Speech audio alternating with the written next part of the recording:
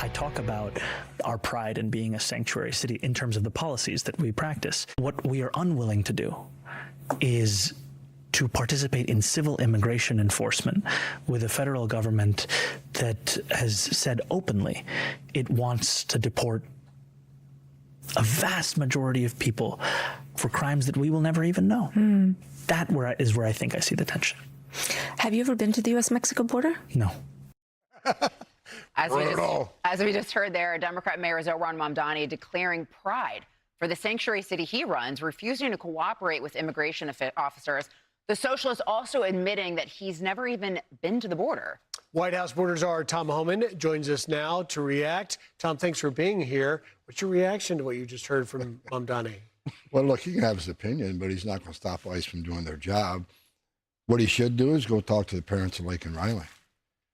Because there's a place, that alien that killed her was arrested in New York City. If we had if it wasn't a sanctuary city, he would have been handed over to us and he'd been locked up, probably deported. Go talk to her family. You know, he talks about he doesn't want to assist in civil immigration enforcement. Okay, so why'd you lock us out of Rikers Island? Because that's all criminals. So he just don't want immigration law enforced. And he's damn right. Every illegal alien in this nation that's here illegally, across the border illegally, which is a crime, needs to be deported. That's called the rule of law. If he doesn't like it, call your members of Congress, tell them to change the law. But he's right. President Trump is sitting in the Oval Office today because of his promise to secure the border. We have the most secure border in history of this nation now. And because he promised mass deportations, which we're doing. Matter of fact, you know, I read in a lot of social media posts that we're not living up to it. It's just a bunch of crap, right? Were numbers down a few months ago? Yes. Why? Because the government shut down. Why was the government shut down? Because of the chaos in Minnesota that we fixed, right? So once we got turned down with the money, once the reconciliation bill passed, we're hitting on all cylinders.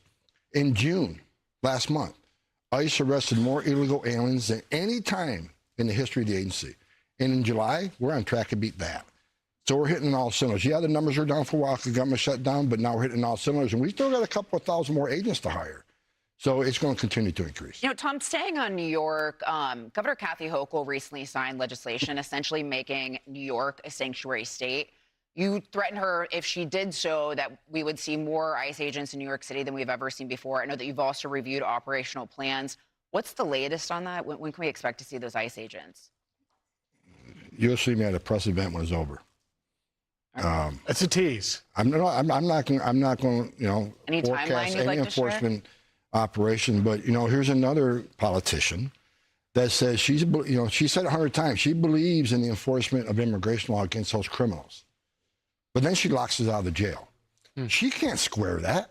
She says she cares about enforcing against criminal illegal aliens, but ended the 287G program where we were working with sheriffs in the jail. So if an illegal alien is sitting in that county jail, chances are he's not a choir boy, he's a criminal. But she locked us out of 287G programs.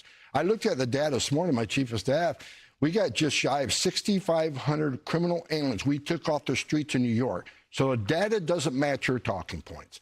In the 287G program, several hundred criminal illegal aliens were handed to us through that 287G program. Now that she ended it, those several hundred aliens in the future will be hitting the streets in New York, reoffending against the citizens of New York, who she should really be caring about. So are we talking days or weeks, do you think?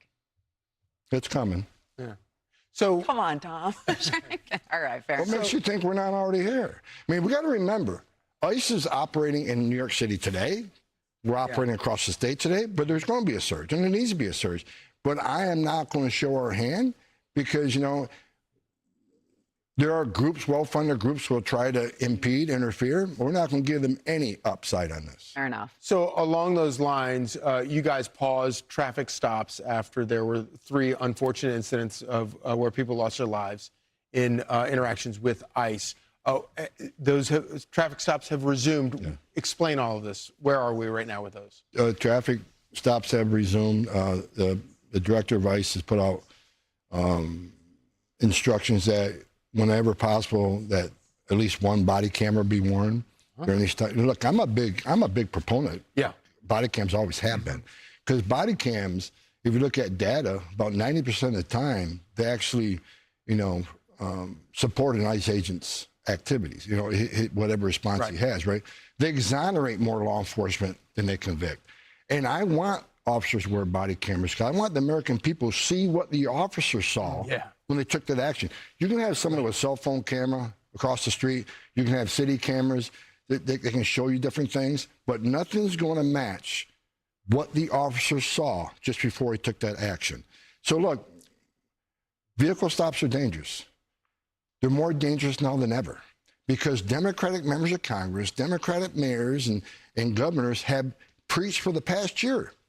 ICE isn't a real law enforcement agency. ICE has no authority. Resist. How many signs? Resist. So it's rather right now that it's okay to resist ICE. And there's going to be that small percentage that are going to resist. These people will be alive today if they would simply comply with law enforcement. And of course, the traffic stops would not be necessary if the criminal aliens were handed over to ICE in the first place. Exactly. And that's what I told Governor Hochul before she signed the legislation. It says, one agent can arrest one bad guy in a jail, but when you release them, now we got to go find him. And when we find him, and we will, he'll be with others that are in the country illegally, may not be a public safety threat. I'm happy with that. We'll just arrest more people. But don't tell me you're supporting the immigrant community because you're going to force us for more collateral arrest, which I certainly have no problem with. And second of all, part of her thing she signed, we can no longer rent beds from sheriffs to hold illegal aliens, which means every illegal alien we arrest in New York, we're going to simply fly out of state. How does that benefit the immigrant community? I'm perfectly fine with it, but don't say you're doing this to protect the immigrant community because, you know, Griff, you know, you've been on a lot of operations.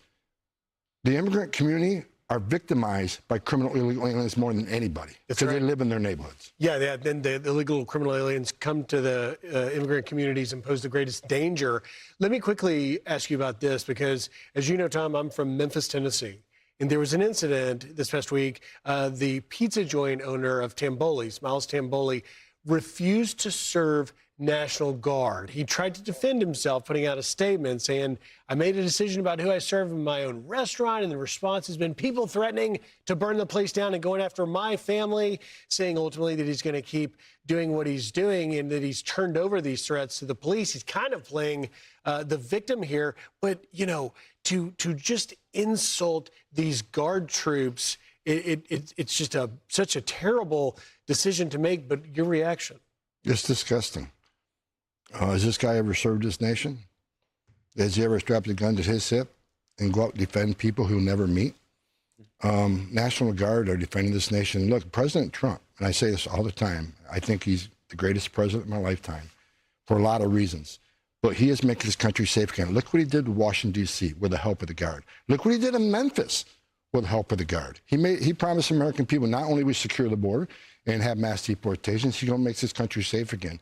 So National Guard is helping ICE and FBI and DEA and ATF and dangerous cities to make them safe again. National Guard had a big piece of that. That pizza owner ought to be thanking them for making that city safe. So it's disgusting. But then again, it's all based on the hateful rhetoric from members of Congress who want to say, you know, they hate President Trump no matter what success he has. They hate ICE. They call ICE secret police and Nazis for enforcing the law that they wrote. Yeah. Be sure to like and subscribe for all the Fox News latest on YouTube and catch full shows streaming now on Fox One.